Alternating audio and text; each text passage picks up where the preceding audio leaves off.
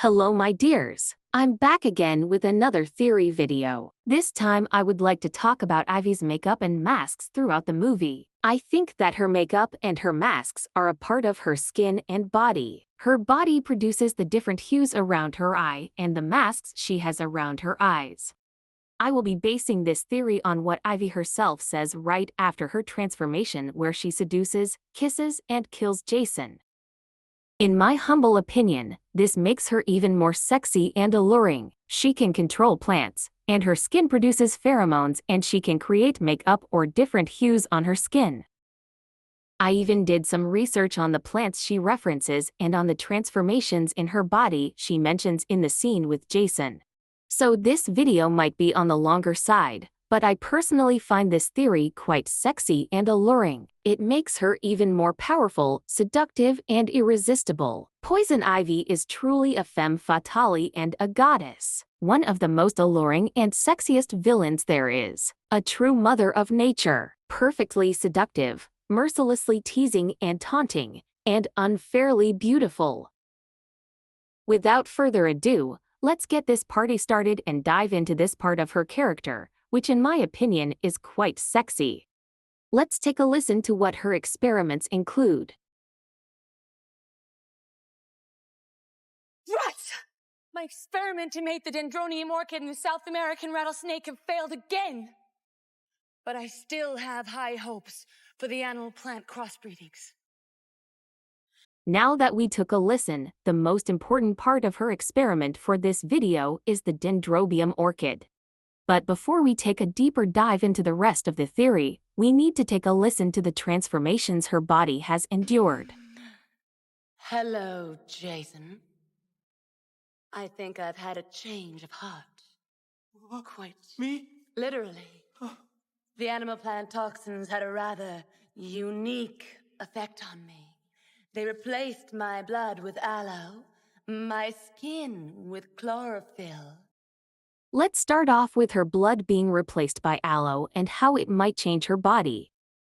So her blood is replaced by aloe. Aloe is a quite special plant and has a distinct look. I would say that if her body has gone through this kind of transformation, her body should look different as well, or at the very least, on certain moments and parts. Additionally, aloe has lots of applications. One of them is for clothing. I did a quick search and found clothing that 92% aloe, so it's also possible that Ivy creates her catsuits from her body as well. There are over 600 species of the aloe plant, and almost all of them have spikes. It reminds me of the last catsuits she wears in the movie, which also has spikes on it.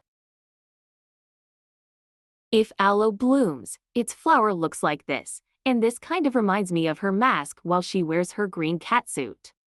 I'd say that her eyebrow are in a sort of blooming phase all through the movie, with her eyebrow being in a sort of seed phase at the auction, a sort of blooming phase in the scene she wears her green catsuit, and at the end is the fully bloomed version. And her eyebrow or eyes look red and very alluring, creating a big contrast between the area around her eye and her green eyes, making the person looking at her sort of mesmerized and hypnotized by her eyes, like as if all your attention is drowned by her eyes, and it attracts the victim to come closer, like a sort of hypnotization to want to kiss and to want to be close to her lips. She even talks like that in this scene, as if she is hypnotizing you, and plays with her eyes and teases the victim, in this case Robin, with opening and closing her eyelids, which should make the victim even more attracted to her eyes. When she almost closes her eyes, teasingly, I bet Robin sneaks a couple of peeks at her lips, the perfect seductive strategy by Ivy. Such a tease. She knows exactly what she is doing at all times. Her skin being chlorophyll is little bit less important, but still worth mentioning. It allows plants to absorb energy from light, and plants can photosynthesize. In my opinion, Ivy's skin photosynthesizes her pheromones from light. Instead of creating glucose, she creates her irresistible pheromones. Her blood being replaced by aloe in unison with her skin by chlorophyll would explain this theory. If her skin can photosynthesize and her blood is aloe now, I would say that Ivy should be able to change her appearance any way she pleases. If it is by changing the color of her skin around her eyes or by creating masks to draw attention to her appearance and her eyes. And I can feel the question burning. But what about the times she is in disguise? What about her appearance then? When she goes to the Gotham Observatory, she puts on a wig and wears a disguise. But in this shot, after she has her wig on, it looks like she is reaching for something. I'd say it is makeup. This makeup is to cover her skin up and make her look a bit less beautiful. Her skin being covered up makes her less irresistible, closing up her pores which exude pheromones. If she didn't cover her skin up and didn't wear a wig, she would still be irresistible, I guess. How Ivy looks in the scene is how she looks naturally. You can see her lips look shiny. The skin around her eyes looks like it has eyeshadow on it, but I would say that's her natural skin. This is how she looks when she doesn't do anything with her skin and her appearance. Even right after her transformation, she looks the same as she did in the car. It looks like she has makeup on, but she couldn't have possibly do her makeup, haha. It must be her skin that creates her makeup and makes her look pretty.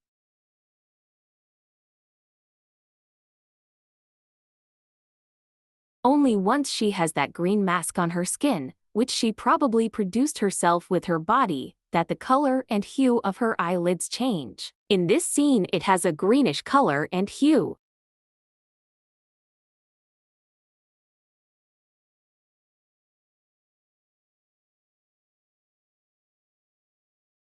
Now back to the most important part of her experiment, the Dendrobium orchid. There are a lot of different types of orchids varying in color, from green to red and from yellow to pink and purple. These flowers are very beautiful and represent in some kind of way Poison Ivy herself. How beautiful she herself is also. According to this article, these orchids are a sight to behold, with striking hues and colors, and their ethereal beauty captivates all who behold them, just like Poison Ivy. Here it says that these are fragrant flowers, just like Poison Ivy, especially when she uses her pheromones. They have evolved unique ways to attract pollinators, in Ivy's case people, such as mimicking appearance and scent and/or producing sweet nectar. Going back to her blood being aloe, once the aloe plant blooms and grows flowers, its pollinator produces microsporangium. This part of the plant creates spores, which in her case causes attraction. Ivy's microspores being her pheromones. There is one other important element about the Dendrobium orchids, which is the pseudobulbs it can create for itself. These pseudobulbs can store water in specialized structures, and it enables storing water with fluctuating water availability. This is how these pseudobulbs look like on orchids. Looks a lot like Ivy's masks around her eyes. This one especially.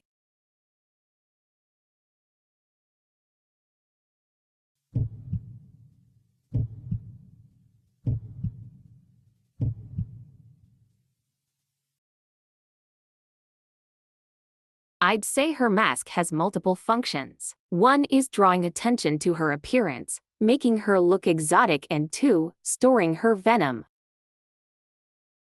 Timeline-wise, it makes sense. She doesn't have a mask for a while after she kisses Jason. At the auction, her mask is green, and at Arkham Asylum, her mask has turned orange, which could indicate she has produced even more lethal venom. The guards drop dead in an instant. Jason didn't for a couple seconds, which could indicate that her venom lips weren't as quick and lethal as they were in Arkham Asylum.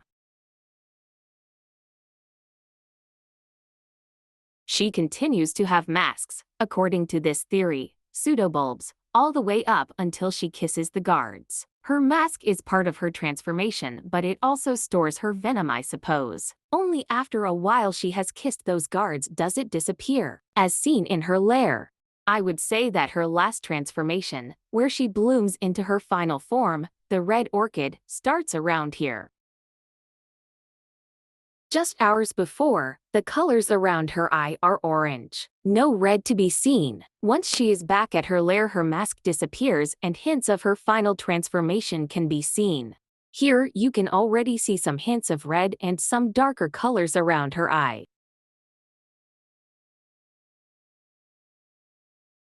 However, in this scene, it's all disguised by a lot of foundation and makeup. Ivy even wears contact lenses.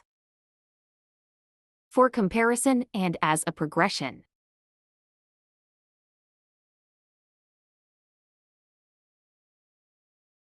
This is Poison Ivy's final form, her catsuit, her skin, her fully transformed self and fully bloomed body. For comparison's sake, here is how a red orchid looks like.